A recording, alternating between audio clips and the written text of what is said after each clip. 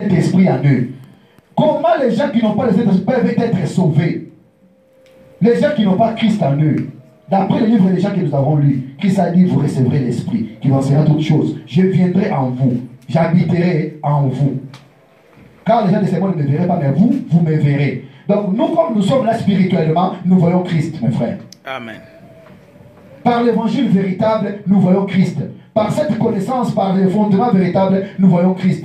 Mais ceux qui n'ont pas ces fondements, n'ont pas la manière de voir comme Christ est en train de voir. La manière que Dieu nous a doté de voir les choses. Et ces gens ici, ils ne verront pas Christ. Ce sont ces gens qui vont se faire séduire, qui vont se laisser faire séduire par n'importe quel prophète. Parce que dans le livre de Matthieu 24, Christ a dit, prenez garde. Vous entendez qu'il y a Christ par là, qu'il y a des prophètes par là, mais ne les suivez pas. Il y a des gens qui vont mener des miracles mensongers, des miracles qui vont mener les gens à la perdition. Mais quand vous entendrez ces choses, ce n'est pas encore la fin. Ah, là nous comprenons quoi? Là ça parle maintenant des signes de l'avènement de Christ, de l'avènement du Seigneur. Or que l'avènement, ça parle de l'enlèvement. Nous, l'Église, nous apprêtons pour l'enlèvement. Notre exode à nous, c'est pour l'enlèvement. C'est l'exode qui nous a poussé à manger le pain sans levain, qui est la nourriture des gens qui sont en exode. Parce que Christ est notre Pâque qui a été immolé, comme il a déjà été immolé, l'agneau pascal. Et il nous reste maintenant pour nourriture que le pain sans levain, la parole de la sainte doctrine, la parole qui est sans mélange. Mais si vous mangez la parole qui a des mélanges, il n'y a pas l'exode. Il n'y a pas l'exode. Il n'y a pas le salut pour vous. Il n'y a pas le Saint-Esprit. Vous verrez des gens qui ne croient jamais à la vie de Jésus-Christ. Vous verrez des gens qui ne croient jamais au baptême. Les gens qui disent qu'il n'y aura pas la résurrection des morts. Il y a plein de doctrines. Les gens qui prêchent des faussetés, des fables habilement concis, ils se disent qu'ils seront sauvés. Mais ils seront sauvés avec quelle doctrine, quel enseignement? Parce que c'est l'enseignement qui amène la foi. C'est cette personne qui a la foi qui peut recevoir le Saint-Esprit, qui peut avoir les dons de Saint-Esprit en lui. Mais toi, tu n'as pas l'enseignement. Comment tu peux dire que tu as le Saint-Esprit? Là, ça m'étonnerait. Parce que le Saint-Esprit, c'est Dieu lui-même. Et Dieu, c'est la parole. La parole, c'est l'enseignement. Il faut que tu sois homme parole, homme esprit, pour que Dieu puisse marcher avec toi. Et nous, l'Église du Seigneur, nous avons l'huile. Parce qu'en nous, il y a des trésors. Des trésors, des précieux trésors sont avec nous. C'est pour ça que nous prenons garde. C'est pour ça que Christ nous dit de prendre garde, de ne pas nous laisser séduire. Mais ceux qui se laissent séduire par tous ces gens ici, des faux prophètes, des faux Christ, ils n'ont pas l'huile. Et ils ne sont pas sages. Ce sont des folles. Parce que la folie, c'est une femme brillante. C'est pourquoi vous le voyez. Elles peuvent avoir des églises catholiques, des témoins des saints, des belles constructions, des grandes maisons, un grand nombre de gens. Mais tous ces gens-là n'ont pas l'huile et les trésors précieux chez eux. Une femme brillante. Mais si je vous dis, si vous lisez le livre des Proverbes chapitre 9, il y a un peu de différence à savoir, si nous rentrons un peu, on va voir dans le chapitre 9, verset 4, la sagesse plutôt, elle dit ceci. Au verset 3, je descends plutôt du chapitre 9. Elle a envoyé ses servantes, elle crie sur les sommets des auteurs de la ville, que celui qui est stupide entre ici. Elle dit à ceux qui sont dépourvus de sens, des insensés, hein? Ceux qui n'ont pas l'huile là, ceux qui détruisent l'huile, ceux qui gaspillent l'huile. La sagesse leur dit, venez manger de mon pain et buvez du vin que j'ai mêlé, quittez la stupidité et vous vivrez. La sagesse leur dit de quitter la stupidité et vous vivrez. Mais quand vous allez chez la folie, dans toujours chapitre 9, on descend du 13e verset, on arrive au 14e.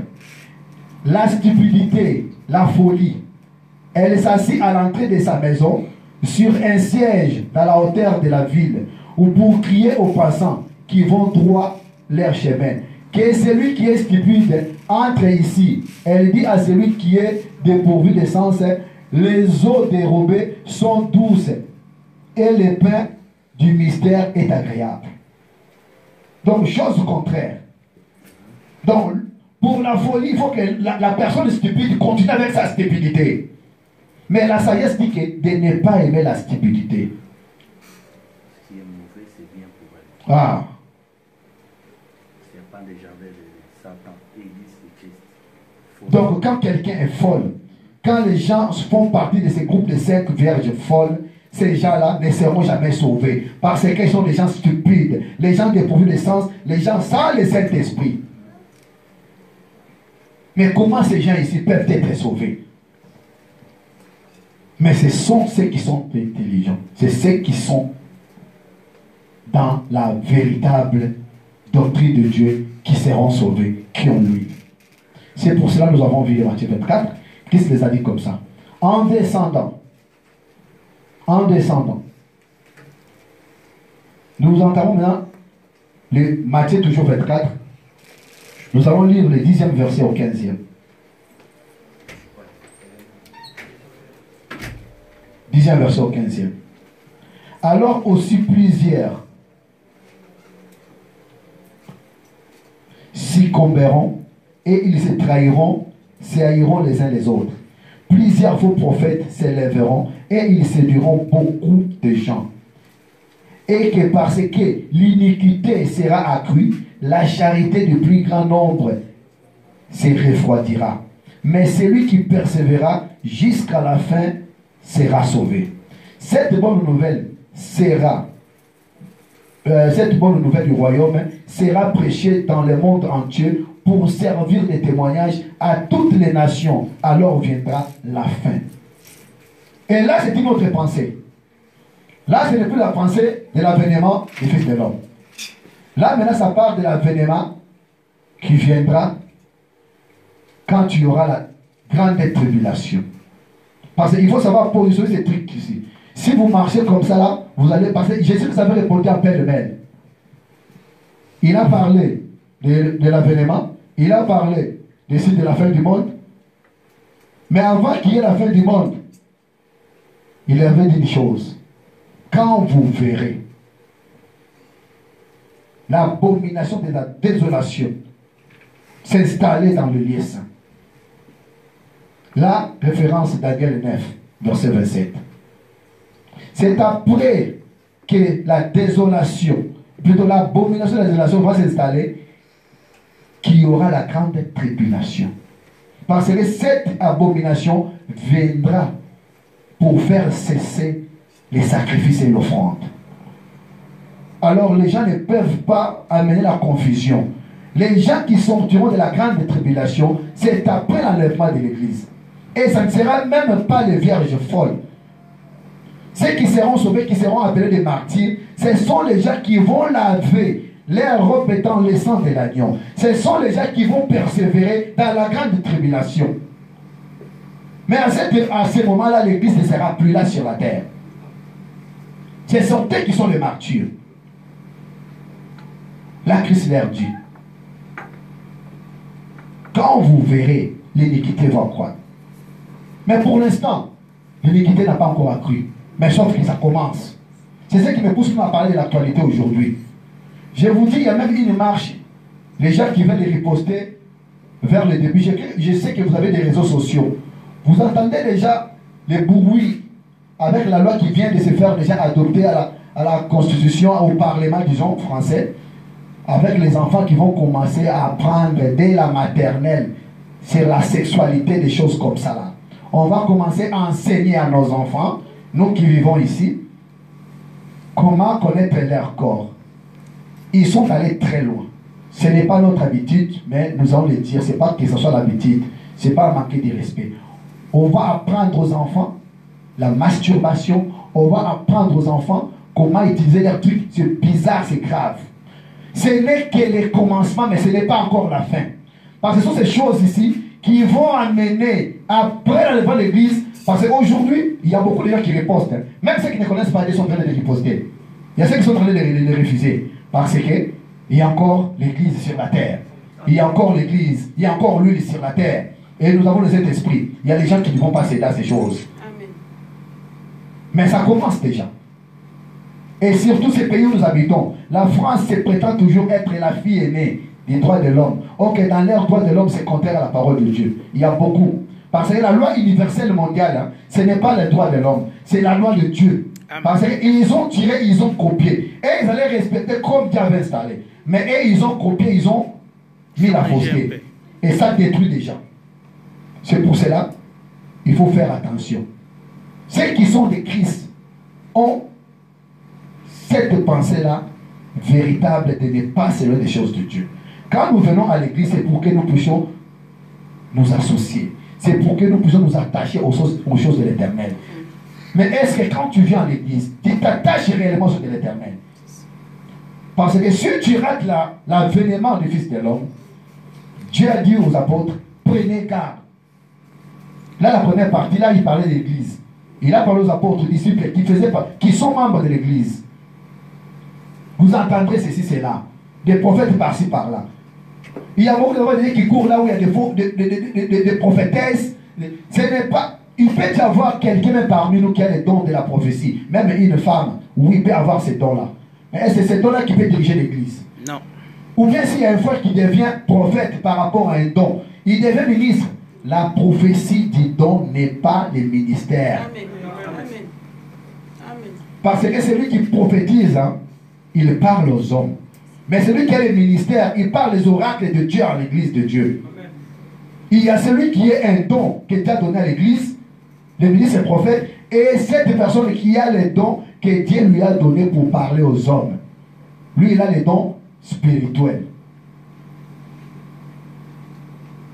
Et même si tu as ces deux-là, il y a beaucoup aujourd'hui qui ont détruit les familles des autres. Les gens suivent là où la parole n'est pas respectée. Parce que quand tu as un don de la prophétie, la Bible elle dit bien, dans Corinthiens 14, la prophétie doit enseigner, doit apprendre, doit consoler.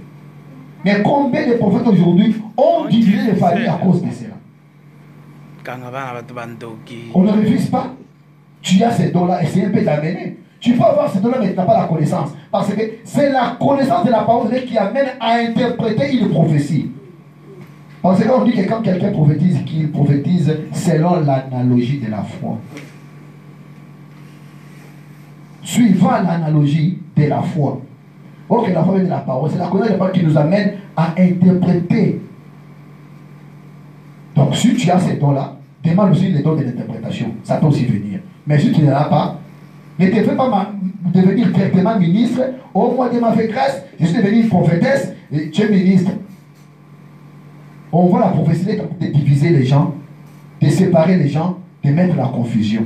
Mais non, quand la prophétie vient pour diviser, pour détruire les gens, ce n'est pas une prophétie. Elle n'a pas compris ce que la parole nous a dit. Où est la consolation de la prophétie? Où est l'enseignement?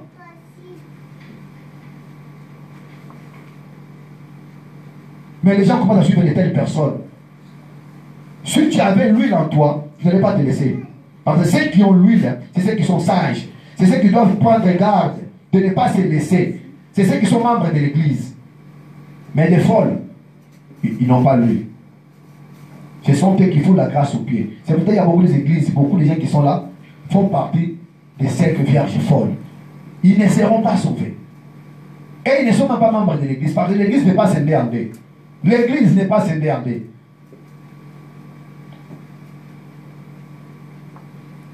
Parce que quand nous parlons de Daniel, nous allons comprendre les 70 semaines de Daniel. Pour comprendre quand est-ce qu'il arrivera l'abomination de la désolation qu'a parlé le prophète de Daniel. L'église fait partie de quel temps? Est-ce que l'église peut être divisée en deux? L'église c'est l'ouverture de la parenthèse et la fermeture. Là, les retours, 70e semaine vers l'Israël. Mais quelle est l'église encore qui sera sauvée? Tout ça, le mal positionnement de la parole de Dieu. Et surtout, ça commence encore plus loin. Parce que pour comprendre ces choses ici, les gens qui disent que non, les vierges folles, ce sont les martyrs, ce sont les gens qui enseigne que les sceaux, c'est pour l'église.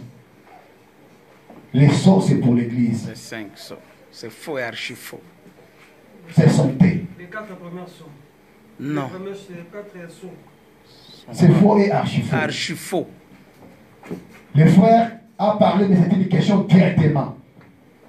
Et là, ça ne peut pas passer comme ça. Il faut qu'il ait peur vous avoir la réponse. Mais comme le frère est avec nous, il faut que nous puissions lui répondre à sa question. Ce n'est pas aujourd'hui, mais ça va continuer. Là, il a sorti la question directement. Et nous aimons ça. Il n'y a pas de quoi dans l'église de Dieu. Nous allons voir, comprendre si les 4 choses c'est pour nous, mais ce n'est pas pour nous. C'est pour cela que j'ai parlé de ces choses ici. Quand les gens positionnent les sceaux dans l'église, ils amènent les 4 premières et ils veulent les séparer. C'est ça. Nous allons voir qu'est-ce que Jean avait dit. Qu'est-ce que Dieu avait dit. Qu'est-ce que Dieu avait parlé. Est-ce que les sceaux c'est pour nous? C'est pour le temps de l'église. C'est ça que j'ai parlé. Il y a des gens qui se sont troublés dans la tribulation et la grande tribulation. C'est aussi la base. Il y a d'autres qui disent la tribulation, d'autres qui disent la grande tribulation. La tribulation, nous marchons avec la tribulation. Comme c'est le mot tribulation. Mais il y a la grande tribulation. Et puis j'aimerais bien qu'on puisse parler de la tribulation. Là où sortira ces gens-là, il faut bien qu'on entende parler. On pousse un peu lire un peu les livres de Matthieu, toujours chapitre 24, verset 29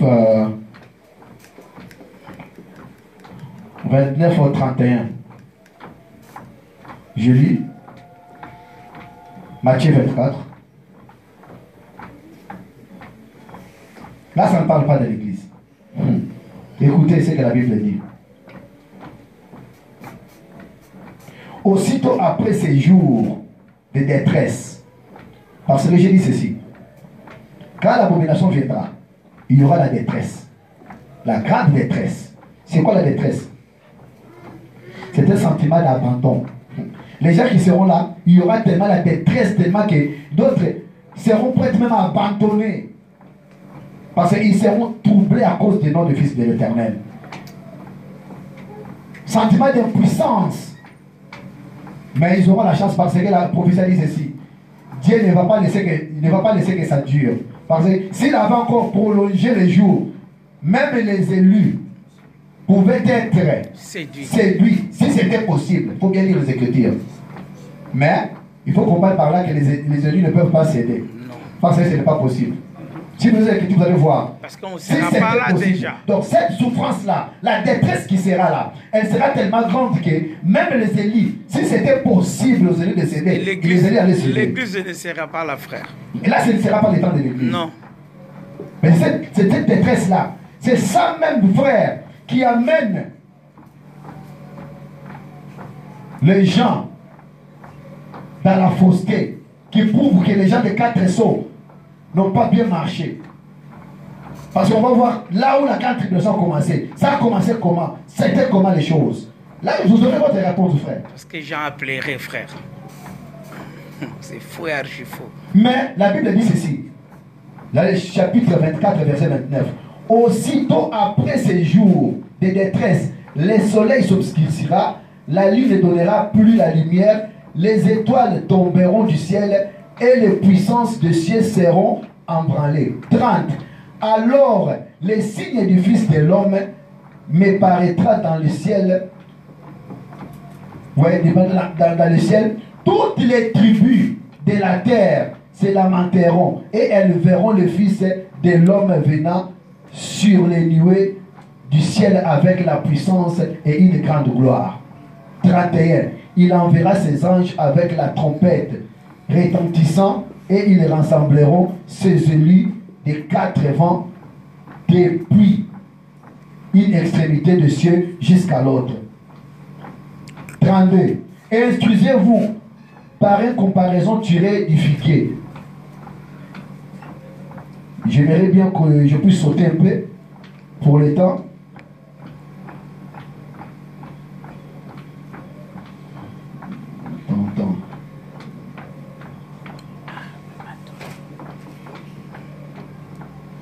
Bon, je préfère lire le verset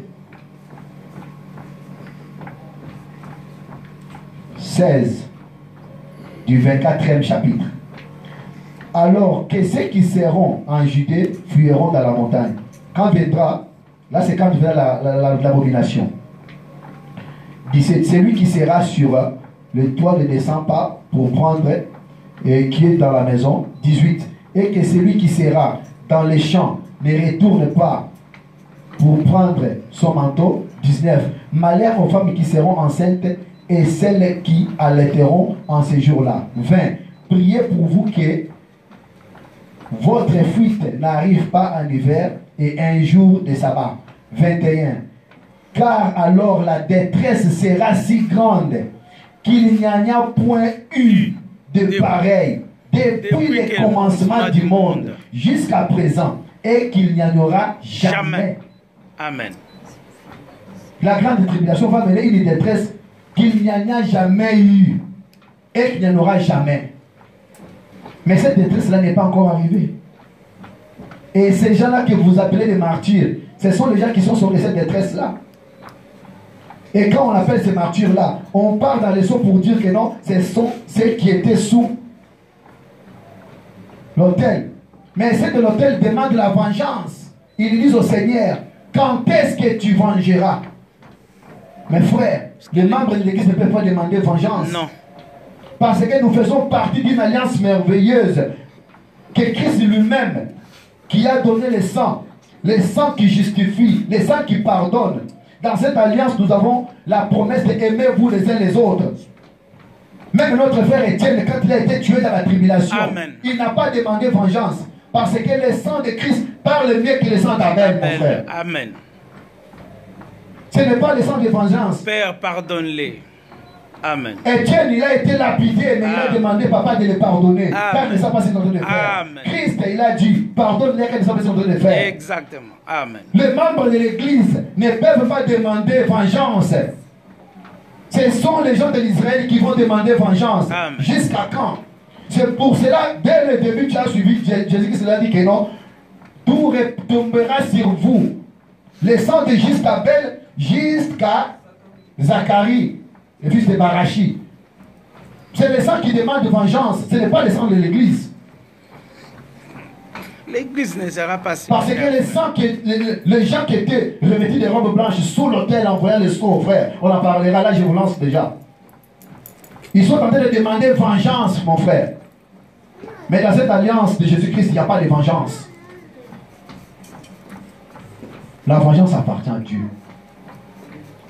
Mais quand le Fils de l'homme est venu, c'est pour le pardon. C'est pour quand même une année de grâce, mon frère.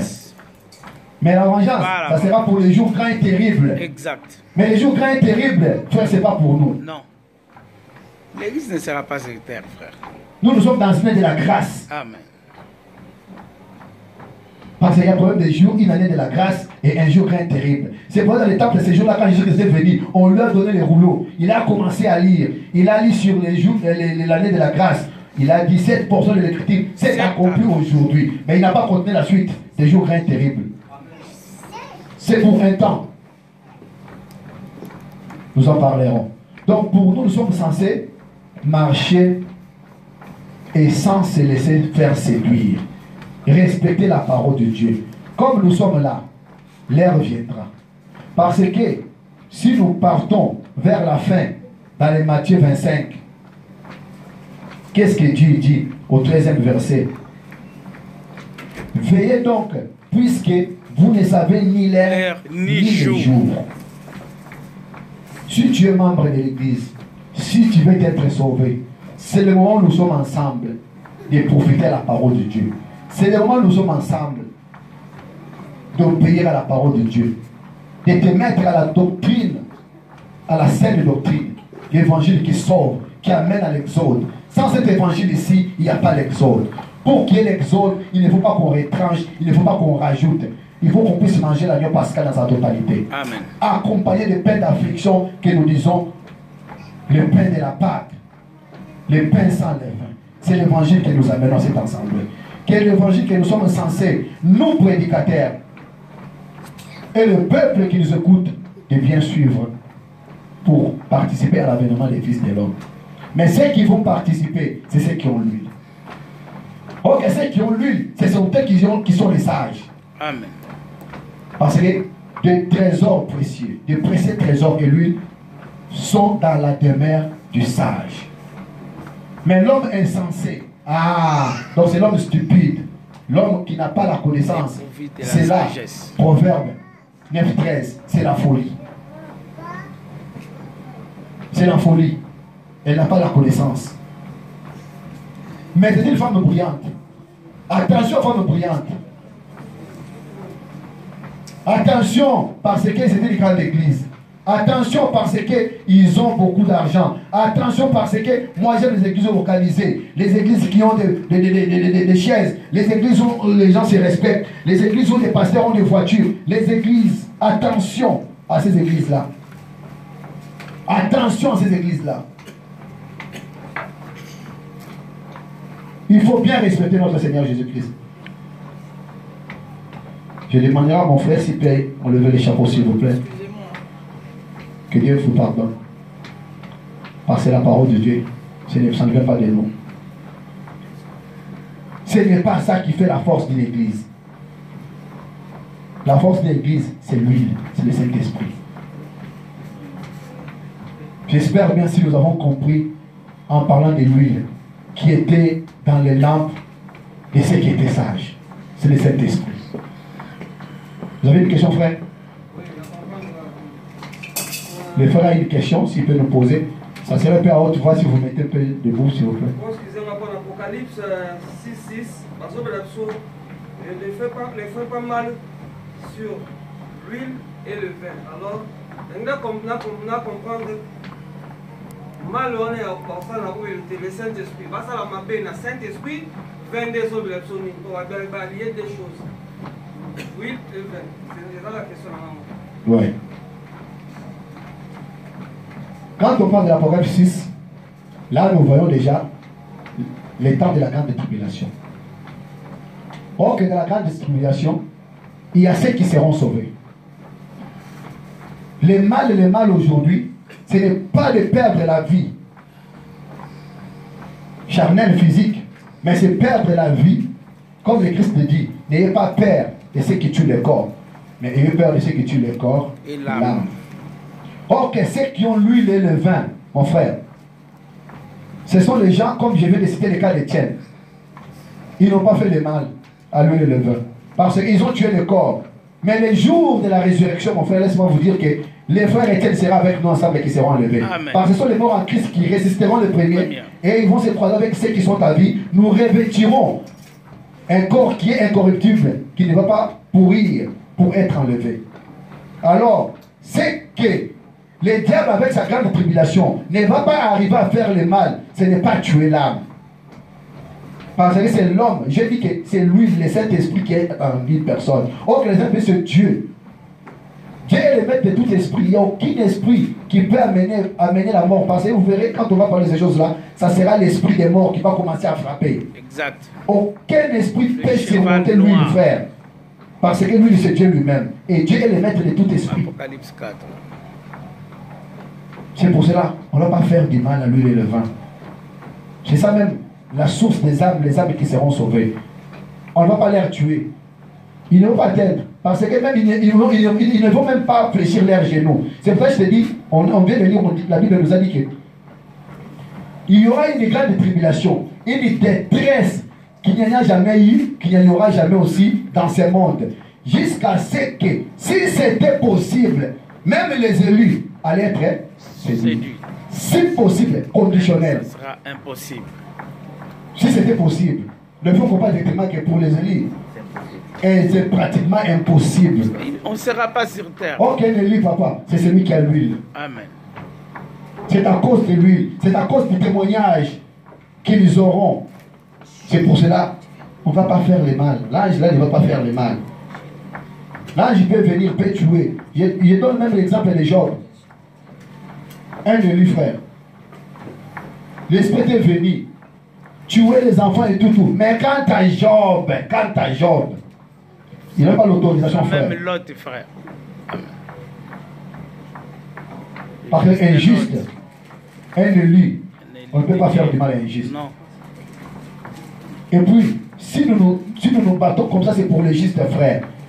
C'est pour que tous ceux qui prennent qui amènent de tels enseignements, ont pris les enfants de Dieu en captivité. Les justes. Les cas de Homer, frère.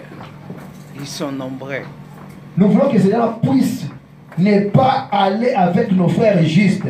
C'est pour cela, pour nos frères justes, frères, on ne peut pas. Non. Parce que l'autre était juste. Ce frère Abraham était parti combattre pour lui. Amen. Parce que l'autre, si vous vérifiez le livre de 2 Pierre, chapitre 2, je crois, verset 7, c'est quelqu'un qui s'est tourmenté. C'est tourmenté. Amen. Des choses qui s'est passées dans Sodome et Gomorrhe. Amen. 2 Pierre, chapitre 2, verset 7, je crois. Mais aujourd'hui, nous ici, nous sommes en Paris. Comment vous vous conformez? Est-ce que vous êtes des justes? Nous avons la parole de Dieu. Nous sommes des justes réellement. Révois-toi. Est-ce que tu es juste? Tu te tourmentes aussi de ce qui se passe ici.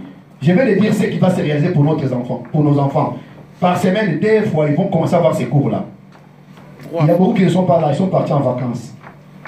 Quand vous partez en vacances, vous vous comportez comment? Votre façon de s'habiller, c'est comment? Une femme qui peut s'habiller avec pudeur et modestie. Et c'est la façon que nos femmes sont en train de se vêtir. Les photos qu'il y a dans vos Facebook, d'ailleurs j'aime ça, parce que les mettre de tout esprit, même espace qui s'occupe. Frère, dans les Facebook, c'est bien pour que vous fassiez des choses. Ici, vous vous habillez très bien. Quand vous êtes dans les fêtes, comment vous vous habillez? Avec le dos, tout dehors. Ce n'est pas la pudeur. Il ne faut pas suivre les modes. Les tatouages pour exposer. Dieu interdit des tatouages. La question est posée par notre frère. C'était pour dire que je suis tout à fait d'accord sur tout ce que vous venez de dire. Et en fait, la réponse, tout ce que j'ai à dire, c'est Satan. Amen, frère. Mais ça fait plaisir quand vous posez une question. Mais c'est que vous dites, Dieu vous bénisse, mais on en parlera. Donc, nous disons que les justes de Lot, quand il habitait Sodome et Gomorrhe, il ne s'est jamais conformé à la manière où ce peuple est en train de vivre. Mais nous qui sommes là, il y a des saints qui vont même me suivre. Vous habitez en Angola, aux États-Unis, en France, en Kinshasa. Vous suivez la mode. C'est quel mode que vous avez? Il y a la pudeur et la modestie. Aujourd'hui, il y a des pantalons qui sont trouvés par-ci, par-là. Il y a d'autres qui sont trouvés par-là. Vous faites voir vos corps. Ce n'est pas la pudeur. Même si vous n'êtes pas marié, même si vous êtes célibataire, mettez un enfant de Dieu. Marie à Christ. Amen. Amen. C'est ça même notre bon mari, le véritable. Il y a des gens qui le disent, là-bas la Christ, je suis marié à Christ. Mais comment tu t'habilles? Nos sœurs aiment beaucoup aller dans des fêtes, aiment beaucoup des vacances. Quand vous êtes dans des plages, est-ce qu'un enfant de Dieu peut s'habiller? Vous savez, hein, il y a d'autres choses que nous, les enfants de Dieu, nous ne pouvons pas suivre. Je vous le dis, parce que nous n'avons pas à nous conformer selon ce monde ici. Ça fait mal, mais c'est la parole de Dieu. Un enfant de Dieu n'a pas... Vous avez même beau trop de fêtes pour nous. Ça, des fois, ma soeur, elle se tourne dans la maison. Il y a d'autres fêtes que j'aime pas. Il y a des fêtes que j'aime pas. On est en vacances. Vous savez, les enfants ne sont pas allés en vacances. Il y a des vacances. Nous, les enfants de Dieu, nous sommes dans ce monde, mais nous ne sommes pas de ce monde. On n'est pas censé tout suivre ce monde. Regarde le monde, ce qui nous amène. Regarde le monde, ce qui nous amène. Avec nos enfants que vous dites là. On est sont partis en vacances. Quelles vacances? Bon, nous partirons dans ma famille, vous avec sa famille. Non, compas. Il y a des frères Kabou, ils sont déjà là à Barcelone, ils sont déjà allés en Espagne et consorts, là où les gens veulent aller dans les plages et consorts. Les plages, c'est pas mauvais. En soi, les plages, c'est pas mauvais. Mais quel est le milieu que tu te mets dans cette plage-là? Quelle technique? Quelle est la technique que tu portes? Quelle vie que tu mènes? D'un enfant de Dieu? Les habits que tu portes là, à la plage, vous pouvez te voir comme ça, dire c'est une sœur en Christ. Hein? Les frères qui parlent là-bas, hein, torse nu, en culotte, ils se lavent. Un frère, vraiment, tu peux dire que non, quelqu'un. Toi, tu ne sais pas qu'un homme aussi, c'est lui. Hein? Et surtout les femmes aussi. Revoyons notre façon de marcher. Avec un peu de temps. L'avènement du Fils de l'homme. Prenez garde. C'est lui qui a l'huile. Hein? Il va les garder parce que l'homme viendra. Ces choses ici, nous allons les lire. Nous allons continuer la semaine prochaine.